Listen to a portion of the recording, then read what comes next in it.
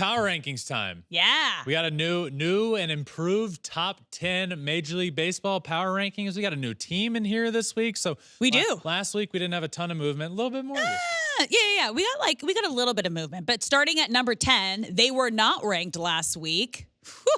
Since picking up Luis Arraez, the Padres at number 10. Yeah, they really have. They've been a lot better team as of late. They're 32-30. They've crept their way up into a playoff spot in the wild card race. I know it's early to be talking wild card, but just kind of a good reference of where they are.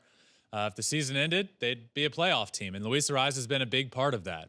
Coming over, I said this when they got him. He's the perfect fit for that lineup. They have a lot of guys that are kind of boomer bust, and Fernando Tatis shouldn't be that kind of guy, but he has been this year. He can be really good, he can be electric, but he hasn't been super consistent. Same with Manny Machado. And to add Luis Arraez, who you know is going to get you 6 hits a game, has been huge for them. So great additions to Dylan Cease right before the season and Luis Arraez have been a massive reason. They're not 32-30 without those two. Yeah, no way. All right, at number 9, down 2 spots. This has been like a tough fall for the Braves. Number 9. Yeah, it's just tough. It's brutal. Brutal stretch for them in terms of, just brutal year for them so far in terms of Strider and Acuna. You've been dealing with an Austin Riley injury. He's back, but just not the same. I mean, you really hit on Chris Sale. He's been great, but then gets roughed up against the Oakland A's the other day. But other than that, he's been fantastic. But just a lot of issues for them this year. And they're 33-24. They're a good team. They're going to be a playoff team. But since the beginning of flipping bats a long time ago, this is the worst that I have seen the Braves a third with the sample size of a third of a year. Yeah. All right. At number 8, up 1 spot, the Twins. Yeah, the Twins are continuing to play good baseball. 33-26. Passing the Braves this week. Yeah, it's been good. They had a good series against the Astros. That was a good, hard-fought series back and forth. Correa going back to Houston with the crowd there cheering him on, and then he gets a couple big hits in that series. It was just a good, hard-fought series between both teams. Twins end up winning that series on Sunday, and so I bumped them up 1 to number 8. At number 7, down 1 spot, the Royals. Yeah, the Royals are still playing. The Royals are great. They're 36-25. They're really good. We all know. I think they need offensive depth. I'm not moving them down 1 because of anything that they've done wrong. So they are here at number 7, but they're down 1 because of who I have at number 6 this week. Yeah, atop of the NL Central at number 6, up 2 spots, the Brewers. Yeah, the Brewers have won 5 games in a row. They're 36-23. They trade away their ace, one of the best pitchers in baseball, before the season. I think everyone thought they were crazy for that. They're without their number 2 starter, Brandon Woodruff. They've lost their closer till roughly the All-Star break. And they are 7.5 games up in the NL Central right now. They've been great at the same time of the Cubs being brutal. And now, what was a neck-and-neck battle, Cubs in first place. You look up, and the Brewers have a 7.5 game lead after winning 5 games in a row. They've won 8 of their last 10.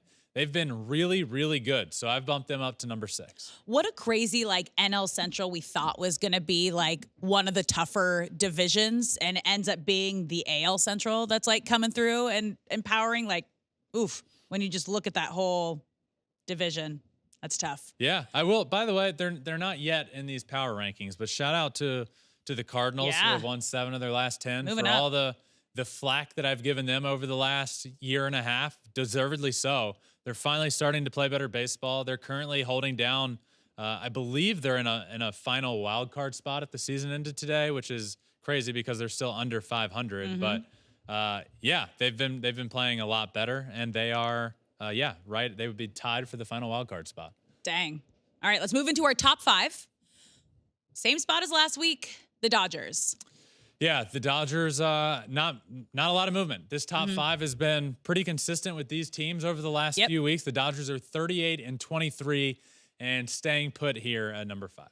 At number 4, also the same spot, they had 3 players on your team of the month, the Guardians. Yeah, the Guardians just continue to play really well. I know they lost on Sunday, but 7 of their last 10. They're 39-20.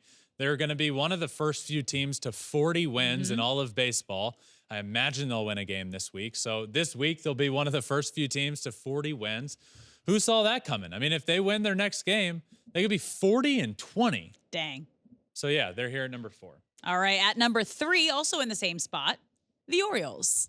Orioles are 37-20, have won 8 of their last 10 games. They're playing good. The back end of their bullpen has been better. Craig Kimbrell went through a really rough stretch. He's been better back there. I still think they need back into the bullpen help. I still think they could really benefit from an outfielder. I still think now that John Means and Wells have gone down that they could really benefit from rotation depth. But all that aside, and that's a lot I just named, they are a very, very good team, and I have them here at number 3. Okay, moving to our top 2. These are the first 2 teams to 40 wins. At number 2, the Phillies. 41-18. They've been playing really good baseball. As everyone knows, everybody that listens consistently knows, we record during the Sunday night baseball game, which is the Phillies this week. And last I checked, it was late in the game, 4-4 ball game. Ooh. So I'm no fortune teller, so I don't know what their record is going to be. But heading into Sunday, it was 41-18. And they've just been playing really good baseball. They won 3 games in a row heading into Sunday. So yeah, they're a really, really fun team to watch all around. They pitch well, they rake, and yeah, I have them here at number 2. Yeah, at number 1, they had the best player in baseball this month in Aaron Judge, and the Yankees are holding strong as the best team in baseball. Yeah, they have the best player in baseball this month. They may have the second best player of baseball this month. What Aaron Judge and Juan Soto are doing together is historically good. Yeah. They are, in all of baseball, first and second in WRC plus, slugging percentage, OPS, which is crazy to think about, but by far been the best duo in baseball, and that's including a duo of Mookie Betts and Shohei Ohtani. Judge and Soto have been better. The Yankees have been better. They are 42-19. They've won 5 games in a row. They've won 8 of their last 10 ball games. They're doing all of this without Garrett Cole and a guy named Luis Gil on the mound, rookie, who's been absolutely phenomenal. Love that.